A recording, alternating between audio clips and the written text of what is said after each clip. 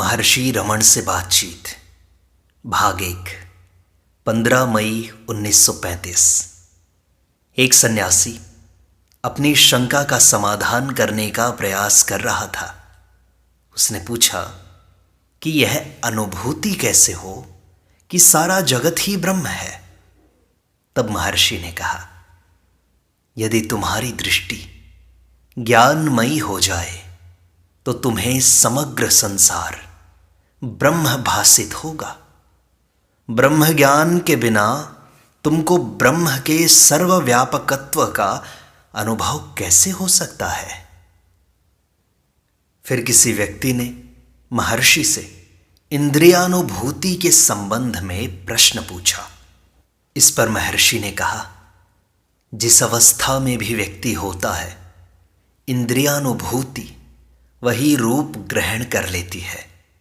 इसकी वास्तविकता इस प्रकार है कि जागृत अवस्था में स्थूल शरीर स्थूल नाम रूपों की अनुभूति करता है। स्वप्न में सूक्ष्म शरीर, काल्पनिक सृष्टि तथा उसके विविध नाम रूपों की अनुभूति करता है। सुषुप्ति में देह का भान नष्ट हो जाने से वहां कोई अनुभूति नहीं होती है। इसी प्रकार गुणातीत अवस्था में ब्रह्म से एकत्व का भान मानव का अखिल जगत से तादात्म्य करा देता है तथा वहां उसकी आत्मा के अतिरिक्त कुछ भी नहीं रहता। महर्षि से आनंद की अनुभूति के संबंध में एक प्रश्न किया गया। उसके उत्तर में महर्षि कहते हैं, यदि कोई व्यक्ति यह माने कि उसकी प्रसन्नता का हेतु बाहर के साधनों और पदार्थों की प्राप्ति में है, तो यह निष्कर्ष निकलता है कि वह प्रसन्नता संपत्ति की वृद्धि तथा ह्रास से अनुपाततः बढ़नी अथवा कम होनी चाहिए। इसी तर्क से उसकी संपत्ति के रहित होने की अवस्था में उसके आनंद की समाप्ति हो जानी चाहिए। मनुष्य का वास्तविक अनुभव क्या है? क्या उससे उक्त तर्क की पुष्टि होती है? गहरी निद्रा में मनुष्य के पास कोई भी संपत्ति नहीं होती, यहां तक कि उसे अपनी स्वयं की देह का भान भी नहीं रहता। किंतु तब आनंद शून्यता के स्थान पर वह बड़े आनंद का अनुभव करता है।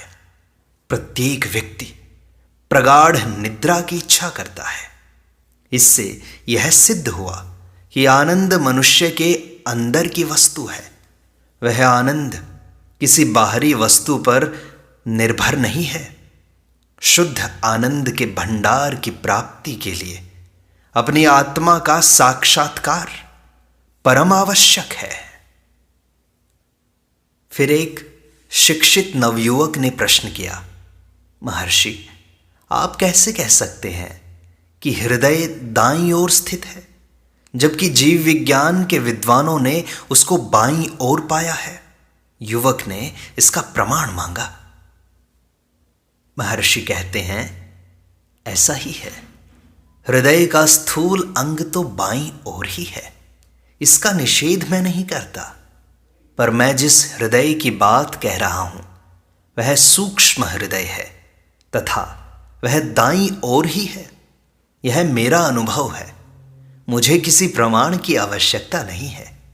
फिर भी तुम मलयालम भाषा के एक आयुर्वेद के ग्रंथ में तथा सीता उपनिषद में प्रमाण ढूंढ सकते हो। महर्षि ने उपनिषद का मंत्र दिखा दिया तथा आयुर्वेद की पुस्तक का श्लोक उद्धृत कर दिया। फिर श्री एम फ्रायडमैन, एक इंजीनियर, ने अनुग्रह पर अपने विचार प्रकट किए। वे कहते हैं, नमक की गुड़िया यदि सागर में डुबकी लगाए तो एक बरसाती कोट भी उसको सुरक्षित नहीं रख सकता।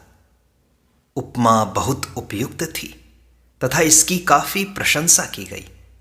महर्षि ने कहा, देह ही तो वह बरसाती है। फिर एक सन्यासी युवक ने मन की व्याकुलता से निवृत्ति का उपाय जानना चाहा। महर्षि कहते हैं, तुम अपनी स्वयं की आत्मा को भुलाकर ही बाहर के पदार्थों की अनुभूति करते हो। यदि तुम दृढ़तापूर्वक आत्मभाव में स्थित रहोगे तो तुम्हें बाह्य जगत भासित नहीं होगा। जब महर्षि से पूछा गया कि क्या ईश्वरत्व की प्राप्ति के साथ ही सिद्धियों की प्राप्ति भी संभव है, जैसा कि दक्षिण मूर्ति अष्टकम के अंतिम पद्य में लिखा है, महर्षि ने उत्तर दिया, पहले ईश्वरत्व प्राप्त कर लो, तब दूसरा प्रश्न पूछ सकते हो तुम। फिर किसी ने पूछा कि क्या किसी मंत्र के अनायास उच्चारण से कोई व्यक्ति कुछ लाभ उठा सकता है क्या महर्षि? महर्षि ने कहा, नहीं, मंत्र जाप करने वाला इसका अधिकारी हो तथा मंत्र की दीक्षा प्राप्त होनी चाहिए। महर्षि ने प्रमाण स्वरूप यह दृष्टांत दिया। एक राजा अपने प्रधानमंत्री के निवास स्थान पर गया। राजा को सूचना दी गई कि प्रधानमंत्री मंत्र के जाप में व्यस्त हैं। प्रतीक्षा करने के बाद प्रधानमंत्री के उपस्थित होने पर राजा ने जाप के संबंध में अपनी जिज्ञासा प्रकट की। प्रधानमंत्री ने सूचित किया कि मैं सर्वोत्कृष्ट मंत्र गायत्री का जाप कर रहा था। राजा ने प्रधानमंत्री से मंत्र की दीक्षा लेने की इच्छा प्रकट की, परंतु प्रधानमंत्री ने राजा को दीक्षा देने में अपनी असमर्थता बताई। तदुपरांत राजा ने अन्य किसी व्यक्ति से गायत्री मंत्र जान लिया तथा मंत्री के मिलने पर उसके समक्ष गायत्री मंत्र उच्चारण कर मंत्र की शुद्धता के संबंध में जानना चाहा। मंत्री ने कहा कि मंत्र शुद्ध होते हुए भी उन्हें स्वयं यह बात भी कहने का अधिकार नहीं है। जब उसका कारण बताने का आग्रह किया गया तब मंत्री ने समीप खड़े एक सेवक को बुलाकर राजा को कैद कर लेने का आदेश दिया। आदेश का पालन नहीं किया गया। पुनः उस आदेश को अनेक बार दोहराया गया, किंतु उसका पालन नहीं हुआ। राजा बहुत क्रुद्ध हुआ और उसने उसी सेवक को आदेश दिया कि वह मंत्री को गिरफ्तार कर ले। सेवक ने आदेश का तुरंत ही पालन कर दिया। मंत्री ने हंसकर कहा कि मैंने आपकी जिज्ञासा का उत्तर प्रस्तुत कर दिया है। वह किस प्रकार? राजा ने पूछा। दोनों बार आदेश समान ही था तथा पालनकर्ता भी वही था, किंतु आदेशकर्ता भिन्न भिन्न थे। जब मैंने आदेश दिया तब उसका परिणाम कुछ नहीं हुआ, जबकि आप द्वारा दिए गए आदेश का तुरंत पालन किया गया। मंत्रों के विषय में भी इसी प्रकार है। किसी ने महर्षि से पूछा कि धार्मिक ग्रंथों में ज्ञानी को बालक के समान क्यों बताया गया है? महर्षि ने कहा, एक प्रकार से बालक तथा ज्ञानी समान ही तो हैं। बालक को बाह्य जगत की घटनाओं से तभी तक संबंध है जब तक कि घटनाएं घट रही हैं। घटनाओं के समाप्त होते ही बालक उनका विचार नहीं करता। इससे यह स्पष्ट है कि घटनाएं बालक पर कोई प्रभाव नहीं छोड़ती तथा मानसिक रूप से वह उनसे प्रभावित नहीं होता। ज्ञानी के साथ भी ऐसा ही होता है। एक सज्जन ने प्रश्न किया कि महर्षि के निर्देशों के अनुसार उनकी पुस्तक सत्य निदर्शन पद्य 9 पूरक में अंकित पद्धति से आत्म साक्षात्कार किस प्रकार किया जाए। सारी कठिनाई तो मन को वश में करने में ही आती है। महर्षि इसका समाधान देते हैं। वे कहते हैं, यह प्राणायाम द्वारा संभव है। यदि तुम बिना दूसरे की सहायता के स्वयं ही प्राणायाम का अभ्यास करो तो मन वश में हो जाएगा एवं किसी सत्पुरुष के सानिध्य में मन स्वतः ही उनके प्रभाव से वश में हो जाता है। ज्ञानी के संग की, सत्संग की यही तो महानता है। एक साधक ने पूछा कि क्या प्रारब्ध कर्म कभी समाप्त हो सकता है? महर्षि कहते हैं, कर्मों में ही उनके नाश के बीज विद्यमान रहते हैं। एक व्यक्ति ने महर्षि से निवेदन किया कि वे कुछ कहें, कुछ बोलें। यह पूछे जाने पर कि वह क्या जानना चाहता है, उसने कहा कि वह कुछ भी नहीं जानता है तथा महर्षि से कुछ सुनना चाहता है। महर्षि कहते हैं, तुम जानते हो कि तुम कुछ नहीं जानते, उसी ज्ञान को खोज लो, यही मोक्ष है, मुक्ति है। आगे 6 जनवरी 1935 के महर्षि से पूछे गए प्रश्नों के तथा उनके समाधान के रूप को प्रस्तुत किया जा रहा है। एक अंग्रेज महिला श्रीमती M.A. पिगॉट, जिन्होंने गुप्त भारत की खोज पढ़ रखी थी, महर्षि के दर्शन के लिए आईं। दुभाषीय का कार्य करने के लिए एक शिष्य का प्रबंध किया गया। उस समय हॉल में बहुत से दर्शनार्थी उपस्थित थे, जिनमें बच्चों सहित कुछ स्त्रियां भी थीं। हॉल में शोरगुल हो रहा था। अंततः शांति स्थापित हो गई।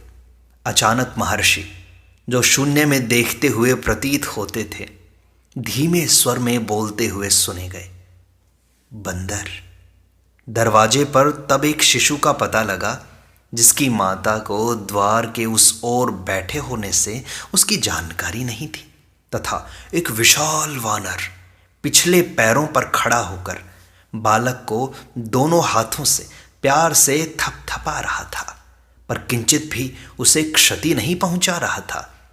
महर्षि के समक्ष दोनों ही एक दूसरे से प्रेम का व्यवहार कर रहे थे। महर्षि के शब्द को सुनकर बंदर सीधा उछलकर गायब हो गया। इस घटना ने अंग्रेज महिला को बहुत प्रभावित किया।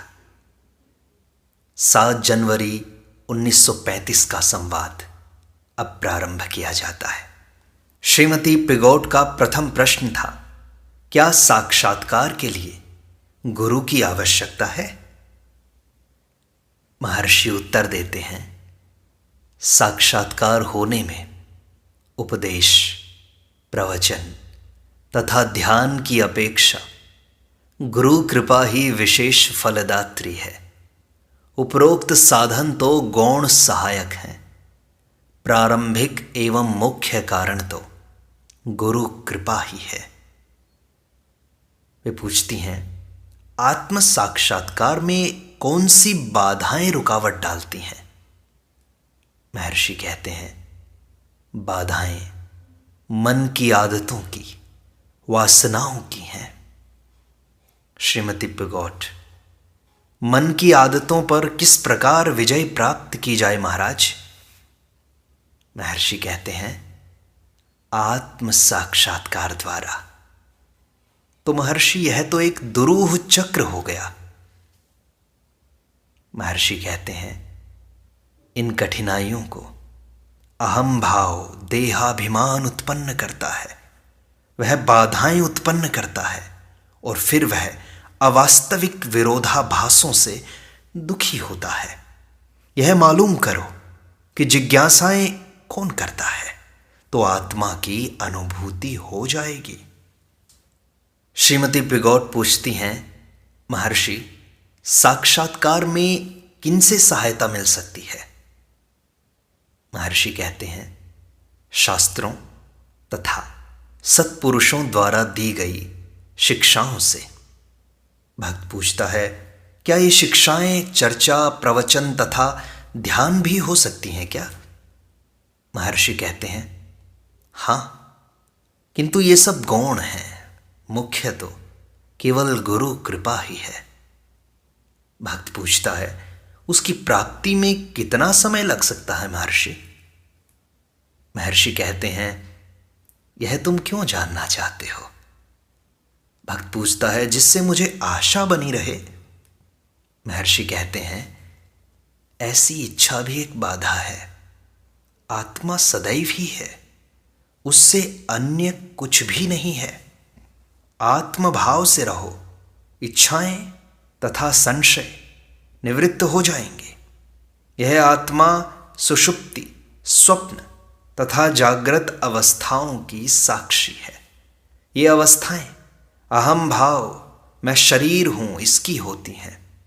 आत्मा उस अहम भाव से भी परे है। क्या तुम निद्रा में नहीं थे? क्या उस समय तुम्हें यह भान था कि तुम सो रहे हो तथा संसार से अनभिज्ञ हो? जागने पर ही तुम निद्रित अवस्था का यह वर्णन करते हो कि वहां कुछ पता नहीं था। इसलिए निद्रा तथा जागृत दोनों अवस्थाओं में एक ही चेतन है। यदि तुम जागृत अवस्था के चेतन को समझ लोगे तो तुम तीनों अवस्थाओं में साक्षी रूप चेतन को जान लोगे। निद्रा के चेतन के अनुसंधान से भी उक्त चेतन की प्राप्ति हो जाएगी। भक्त पूछता है कि महर्षि, उस अवस्था में तो मुझे निद्रा घेरती है, मैं क्या करूं? महर्षि कहते हैं, कोई बात नहीं, कोई हानि नहीं। भक्त कहता है, पर महर्षि वह तो शून्यता है। महर्षि कहते हैं, शून्यता किसके लिए है, इसे तो मालूम करो। अपने स्वयं का निषेध तुम कभी नहीं कर सकते। आत्मा सर्वत्र है तथा सब अवस्थाओं में विद्यमान रहती है। भक्त पूछता है, क्या मुझे निद्रित की भांति रहते हुए भी सचेत रहने का प्रयास करना चाहिए? महर्षि कहते हैं, हां, सचेत रहना ही जागृत अवस्था है। अतः उक्त अवस्था निद्रा की न होकर निद्रा रहित निद्रा की होगी। किंतु यदि तुम विचारों के वशीभूत हो गए तो वे तुमको भटकाकर भूल भुलैया में फंसा देंगे। भक्त कहता है, तो मुझे लौटकर अपने विचारों के मूल स्रोत की खोज करनी चाहिए। महर्षि कहते हैं, निश्चय ही इस प्रक्रिया से विचार लुप्त हो जाएंगे तथा केवल आत्मा ही रह जाएगी। वास्तव में आत्मा में कोई अंतर अथवा बाह्य नहीं है, ये भी अहम से ही उदय होते हैं। आत्मा शुद्ध एवं पूर्ण है। भक्त कहता है, यह तो केवल बुद्धि से समझ में आ गया महर्षि, क्या बुद्धि साक्षात्कार में सहायक नहीं होती? महर्षि कहते हैं, हां, किसी अवस्था तक तो होती है।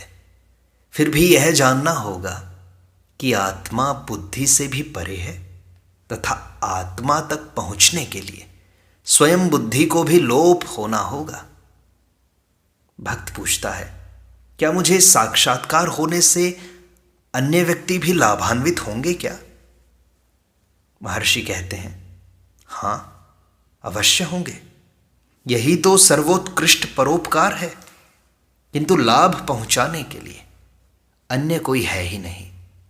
आत्मज्ञानी आत्मा को उसी प्रकार देखता है जिस प्रकार एक स्वर्णकार भिन्न भिन्न आभूषणों में केवल स्वर्ण का मूल्य ही आंकता है। जब तक तुम स्वयं को देह से एकत्व किए हुए हो तभी तक रूप एवं आकार विद्यमान है, परंतु देहाभास से परे होते ही तुम्हारे शरीर भाव के साथ साथ अन्य भाव भी लुप्त हो जाते हैं।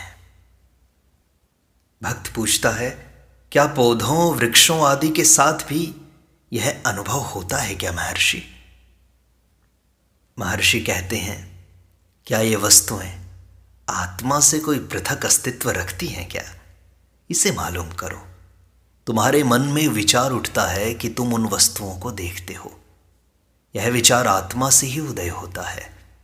यह खोज करो कि यह विचार किस मूल स्रोत से उत्पन्न हो रहा है।